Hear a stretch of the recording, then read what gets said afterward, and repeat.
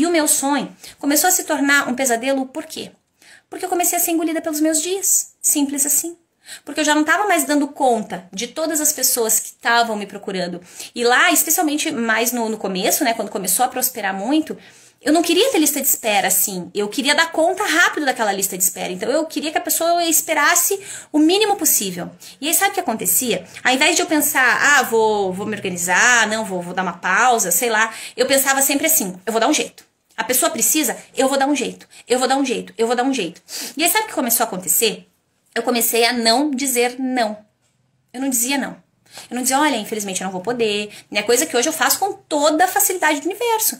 Mas na época eu sentia um compromisso tão grande que eu pensava, meu Deus, se a pessoa tá me procurando, eu sou obrigada a atender. Eu preciso atender porque ela precisa de mim naquela hora. Porque eu sei que eu posso ajudar. E isso nos dói, né? Especialmente hoje me dói muito. Quando eu sei que a pessoa vem com uma demanda, eu sei que eu posso acolher, eu sei que a gente consegue fazer a diferença nisso, tem um resultado muito valoroso, mas naquela hora eu infelizmente não tenho como acolher esse processo terapêutico. Mas naquela época eu não pensava assim, eu pensava, meu Deus do céu, eu tenho que atender, custe o que custar. E era o que eu fazia.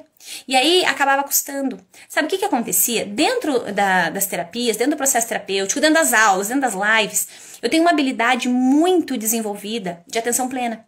Então eu não sinto absolutamente nada que não esteja conectado com aquele momento. Eu não sinto cansaço, não sinto fome, não sinto frio, não sinto nada. Às vezes eu sinto calor, né? Vou tirando aqui as peças de roupa aqui, porque eu me mexo muito, gesticulo muito, enfim. Mas é o máximo que eu acabo sentindo.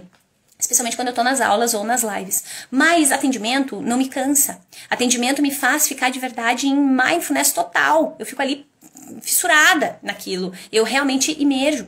E aí o que acontece com isso? Eu não sentia nada enquanto eu tava nos meus atendimentos. Era perfeito, lindo, maravilhoso. Meu dia passava que eu não via, uma gratidão enorme. Mas quando eu chegava no final do meu dia, eu tava arrebentada. Porque às vezes eu trabalhava tanto, eu atendia tanto, que eu acabava não tendo tempo. Gente, é sério. Às vezes eu não parava pra fazer xixi. Eu não comia, eu tenho uma facilidade tremenda para emagrecer. Então, aquelas pessoas que têm facilidade para engordar, elas dizem assim, meu Deus, eu penso na comida e engordo, né? E eu, ao contrário, eu penso em não comer, eu já emagreço. E é uma tragédia para mim. Não pensem que eu gosto muito disso. As mulheres, às vezes, querem me matar quando eu conto isso. Mas, na verdade, eu não vejo como um grande mérito, não. Então, eu ficava sem comer. Aí, eu não comia. Aí, eu não... A água eu tomava, porque eu fico tomando água o tempo todo enquanto estou no atendimento. Mas era isso. Então, assim, tomava água e quando dava eu fazia xixi. Por quê? Porque eu levava um paciente. Aí, eu não queria, eu cheguei no ponto que eu não queria que o paciente esperasse 5 minutinhos. E o meu marido às vezes dizia, pede 5 minutinhos pro teu paciente, vai lá, come rapidinho. Eu disse, não posso. Então o que começou a acontecer ali? Eu comecei a ficar prisioneira de algo que eu mesma tinha criado, né? Que era toda essa coisa do, meu Deus, mas eu tô sendo reconhecida, todo mundo quer ver meu trabalho, então eu tenho que fazer isso valer, eu tenho que continuar, então vou dar um jeito. E aí, em algum momento, eu entendi, trabalhando direto, tendo uma ótima remuneração, eu cheguei nesses momentos aí, de maior loucura, assim, eu cheguei no momento de ter faturamentos próximos de 20 mil reais no consultório. Eu não sei pra você quanto que isso significa, mas pra mim, gente, de verdade, era muito dinheiro. Especialmente pra mim, que vim de alguns períodos sem ganhar nada, porque eu não tava trabalhando. Teve um momento em que o Lucas nasceu, que ele teve as alergias lá, eu fiquei só dedicada a ele. Teve um momento quando a Manu nasceu, que também teve alguns anos que eu fiquei dedicada a ela, enfim, né? Mas pra mim era misericórdia divina, assim. Se eu ganhasse só metade daquilo lá, eu já tava muito além, né? Mas tudo aquilo lá eu nem conseguia acreditar, assim. Pra mim era... Pra mim, que nunca tinha ganhado isso na vida, né? Que, de repente, o que eu ganhava num mês aqui de consultório, eu tinha que trabalhar, tipo, um ano inteiro lá na psicologia escolar pra ganhar, né? Alguns anos antes, claro. Não tô fazendo essas contas do que altera, né? Enfim, das inflações todas. Mas era isso, né? Era muito surreal, era muito distante. Eu comecei a entender que dinheiro é muito bom, mas não compra algumas coisas que são fundamentais. Tipo, ver os teus filhos crescerem.